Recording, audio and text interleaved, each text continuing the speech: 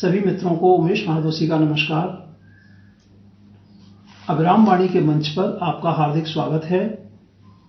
समकालीन लोककथा स्वर्ण जयंती आयोजन की आभासी यात्रा में हम प्रस्तुत करते हैं कार्यक्रम स्वर्ण जयंती लोककथाएं, यानी समकालीन लोककथा की 50 वर्षीय सृजन यात्रा और उसके परिणाम को प्रतिबिंबित करती लोककथाएं। इन लोककथाओं में समकालीन लोककथा की लगभग सभी पीढ़ियों का प्रतिनिधित्व शामिल है। इस प्रस्तुति में हमारी दृष्टि एक ओर लघुकथा में अनुभूति की सघनता, बदलते जीवन मूल्यों की शाश्वतता और अपने समय की जड़ता को चुनौती देती अभिव्यक्ति पर है, तो दूसरी ओर समकालीन लघुकथा के रूप स्वरूप में विगत 50 वर्षों में हुए परिवर्तनों और परिवर्धन का नोट लेना भी हम आवश्यक समझते हैं। इस कार्यक्रम के तहत प्रत्येक रविवार को 2-2 स्वर्ण जयंती लोककथाएं प्रस्तुत की जा रही हैं।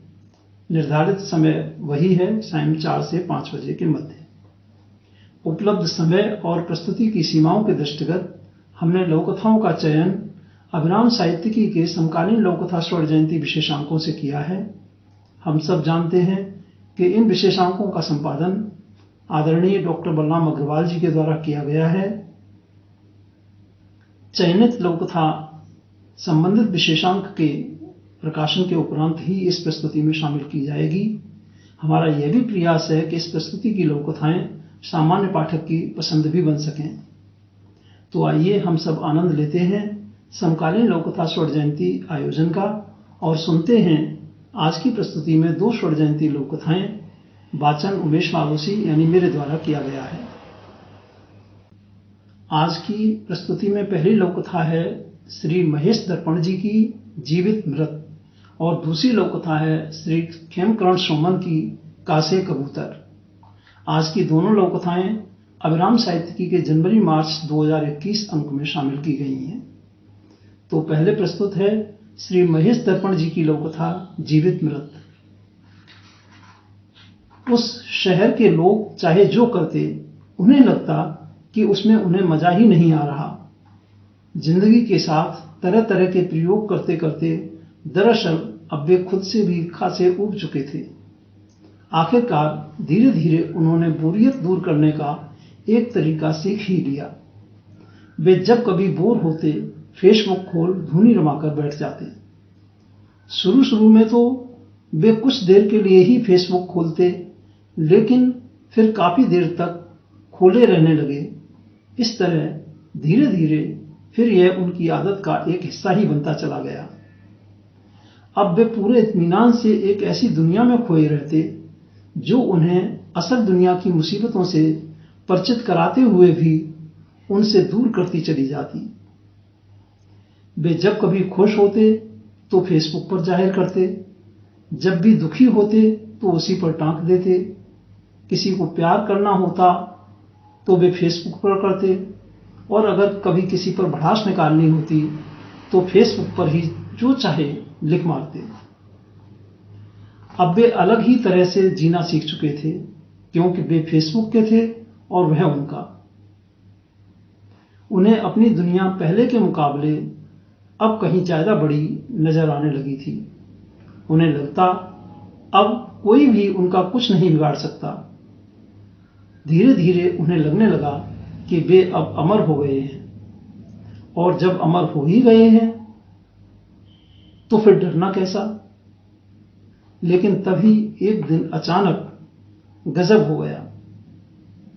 यह दिन उनकी जिंदगी का सबसे खराब और डरावना दिन था। उनका फेसबुक इंटरनेट फेल्योर की वजह से खुल न सका। बस यही क्षण था जब उनकी अमरता जाती रही। अब वे खुद को मरा हुआ ही समझ रहे थे, जबकि उनकी सांस बाकायदा चलती नजर आ रही थी। तो यह थी लघुकथा जीवित मृत। और अब प्रस्तुत है श्री खेमकरण सोमन जी की लघुकथा कासे कबूतर।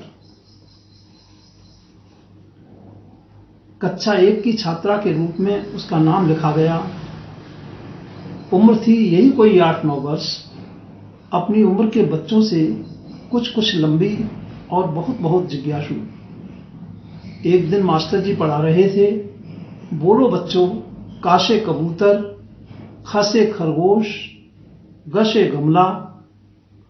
यह सुन वह बीच में ही उठकर खड़ी हो गई और बोली, क्यों मास्टर जी, क्या क से कक्षा, ख से खजाना और ग से गट्ठा भी हो सकता है? विद्यालय में ऐसा पहली बार हुआ था कि कोई विद्यार्थी, विशेषकर लड़की, इस प्रकार की बात कहे। मास्टर जी ने उसे खूब शाबाशी दी। यकीनन उस दिन वे बहुत प्रसन्न थे। मास्टर जी इधर कई माह से यह भी महसूस कर रहे थे कि जब से यह लड़की आई है, बहुत शीघ्रता से सब कुछ सीख रही है। विद्यालय के इतिहास में यह पहली बार हो रहा था कि कक्षा 1 की छात्रा होकर भी वह कक्षा 3, 4 और 5 तक के सवालों को हल कर देती है। गणित विज्ञान ही नहीं, बल्कि अन्य विषयों में भी कौतूहलपूर्ण जानकारी रखती है। उसकी बुद्धि लब्धि देखकर मास्टर जी अंततः इस निर्णय पर पहुंचे कि इस बालिका को अब वे कक्षा 4 में बिठाएंगे। वह इसी इनाम की प्रबल हकदार है। अगले दिन सूर्य तो उगा, लेकिन लड़की विद्यालय नहीं आई। उसके अगले दिन भी नहीं आई। इसी तरह दिन बीतते चले गए। फिर महीना भी बीत गया, परंतु लड़की विद्यालय नहीं आई। व्यथित होकर मास्टर जी ने जानकारी जुटाई तो पता चला कि लड़की अपनी पढ़ाई छोड़ चुकी है। अब वह पड़ोसी के यहाँ बर्तन धोने तथा उसके बच्चों की देखभाल का कार्य करती है। तो यह थी श्री खेमकरण सोमन की लघुकथा कासे कबूतर। इसी के साथ हम लेते हैं आपसे विदा। आगामी रविवार को 2 और स्वर्ण जयंती लघुकथाओं के साथ फिर होगी मुलाकात।